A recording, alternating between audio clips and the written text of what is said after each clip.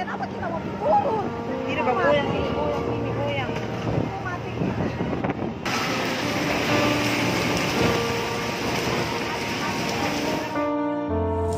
Ini daerah Petobo, pusat daripada lumpur.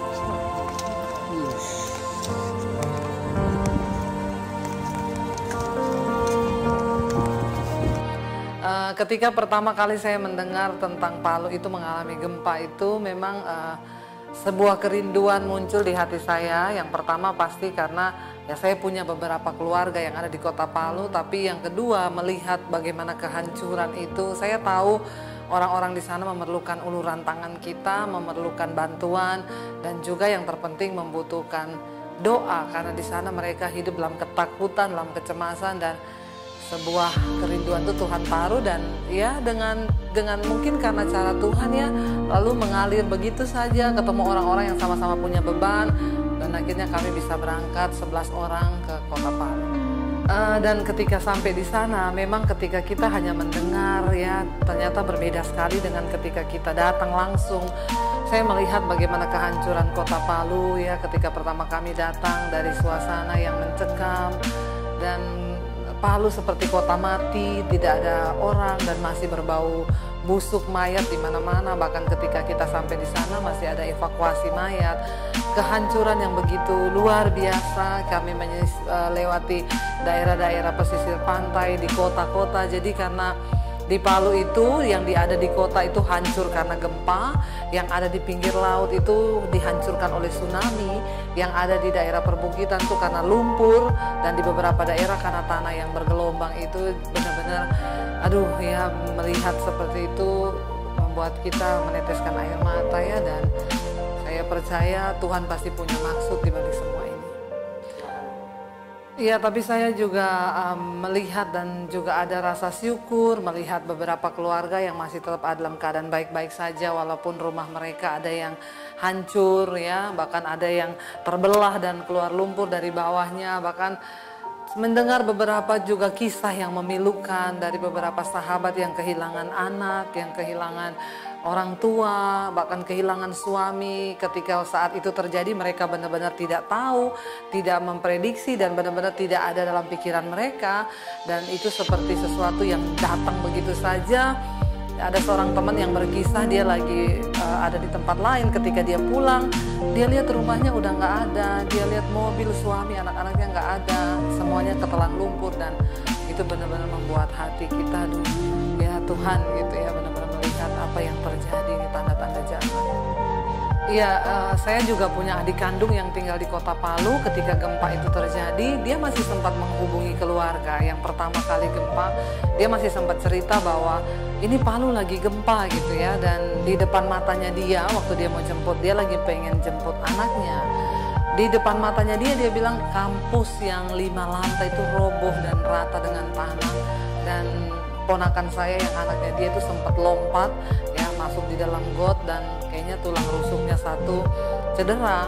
Tapi dia sempat bercerita, dia bilang aduh kayak dunia ini udah kayak kiamat. Dia bilang kayak film 2012 yang pernah ditonton, melihat dia mau lari juga nggak bisa, tanah terbelah, tiang listrik roboh, pohon-pohon roboh, dan benar-benar ya mengerikan sekali apa yang terjadi. Dan sampai mereka harus tidur 3 hari di luar rumah karena masih ketakutan. Anak-anaknya dia kecil itu 3 hari Palu terisolasi, benar-benar tidak ada pasokan bahan makanan apa segala macam. Tapi puji Tuhan ya, semua dalam keadaan baik walaupun mereka mengalami trauma yang cukup mengerikan. Iya, jadi memang waktu untuk pergi ke Palu itu ada pergumulan batin juga ya, karena melihat keadaan yang masih seperti itu. Ketika bahkan sudah persiapan kami beli tiket ya, karena puji Tuhan sudah ada pesawat komersil yang udah buka. Tapi ketika kita transit di Makassar, itu saya masih sempat waktu kita transit masih dengar kabar Palu itu diguncang gempa 5,5 loh hari itu, dan itu sudah yang kelima kali gempa hari itu. Saya di hati sempat berpikir gini, Tuhan kalau bisa batalin deh. Jadi yang saya tunggu itu, saya tunggu pengumuman dari bandara, perhatian penerbangan ke Kota Palu di cancel karena masih ada gempa. Tapi ternyata itu nggak terjadi. Jadi ya saya cuma dengan iman aja, Tuhan, ya ada banyak hal yang harus kita pertaruhkan untuk, dan saya tahu ada banyak orang juga tidak berani untuk pergi ke sana dalam keadaan yang masih seperti itu. Tapi puji Tuhan akhirnya kami landing di Palu, ya waktu landing itu juga lihat keadaan bandara yang udah sebagian hancur begitu ya, retak semuanya. Dan kami dijemput mobil. Puji Tuhan sih ya, beberapa jalan akses yang ada di kota tidak separah itu. Tapi ketika kami harus membawa bantuan, itu kan kita tidak mau menyerahkan itu ke posko karena kita tahu banyak yang tidak tersalurkan dengan benar. Jadi kami mencari benar-benar tempat pengungsi yang tepat sasaran. Itu kami harus melewati naik gunung ya, dengan mobil yang ada gitu ya. Dan saya sempat berpikir ya, kita saja naik mobil masih ragu ini nyampe nggak. Bagaimana mereka waktu keadaan mengungsi itu. Salah satu sepupu saya bercerita ketika gempa itu terjadi, mereka yang tinggal di daerah laut, mereka berlari naik sampai ke atas gunung itu, saudara, dan itu dengan segenap kekuatan mereka. Dan saya melihat kami melewati hutan-hutan tanaman kaktus itu ya, dan Palu pada waktu itu panas sekali karena kita tahu Palu itu dilewati garis khatulistiwa mencapai hampir 39 derajat kalau siang. Dan ya puji Tuhan ya, semuanya bisa, ya Tuhan aturlah semuanya baik ya, semuanya bisa sampai selamat kita balik ke Jakarta. Iya, kalau untuk kita juga sempat mendengar ya kemarin di tengah bencana yang seperti itu masih ada hal-hal yang menyedihkan di hati karena ada beberapa kasus penjarahan. Memang itu benar terjadi ya. Jadi ada beberapa bahkan bensin yang dibawa dari Kota Poso menuju ke Kota Palu itu dijarah di tengah jalan, mereka buka tangki-tangki bensin itu, beberapa sembako yang dibawa truk dijarah ya. Dan juga toko-toko di Kota Palu, dealer mobil itu ban mobilnya diambil, velgnya diambil, bahkan beberapa mall-mall pakaian, maksudnya ya bukan sesuatu lagi yang berhubungan dengan makanan. Kalau yang kita tahu mereka misalnya menjarah makanan atau apa itu biasa. Tapi belakangan dapat kabar setelah kami di Palu, ternyata tertangkap ada 45 orang yang ketangkap, dan itu bukan orang Palu. Itu bukan orang Palu asli, tapi orang dari luar Palu ya. Tapi ya dalam keadaan seperti itu juga mungkin ya kita juga nggak bisa tahu ya. Tapi yang saya tahu ketika itu kami juga bahan bantuan sembako itu dibawa dari Kota Poso. Poso Palu itu 7 jam perjalanan, tidak pakai pengawalan, dan puji Tuhan juga aman ya, karena sudah ketangkap hari itu beberapa pelaku yang bukan orang Palu tapi orang dari luar Palu. Iya, dan saya ketika melihat keadaan di sana memang kayaknya pembenahan itu tidak bisa satu kali saja. Bahkan saya dengan tim akan berencana bulan depan kami akan kembali ke sana. Yang pasti yang pertama mereka butuhkan itu adalah dukungan secara mental ya, moral. Mereka butuh dukungan spiritual, benar-benar kekuatan untuk bisa menerima semua yang terjadi. Beberapa orang yang kehilangan keluarga dan sebagainya. Yang kedua yang mereka masih butuhkan sampai hari ini ya mungkin ya sembako, dan beberapa juga seperti ya mungkin pakaian pantas pakai. Dan kami juga akan bergerak lagi bulan depan, rencana akan ke sana lagi. Dan kita berdoa juga ya supaya ini Palu juga sudah mulai bangkit perekonomian. Ada beberapa yayasan yang ikut membantu bangun rumah, ribuan rumah layak untuk orang-orang di sana. Dan kita berdoalah semua yang terjadi bisa membuat Palu dan masyarakat yang ada di Palu boleh lebih bangkit lagi, lebih melihat yang ke depan itu seperti apa. Iya, selama kami di sana juga kami bertemu beberapa orang dari yayasan Kristen yang ada dari seluruh dunia bahkan ya.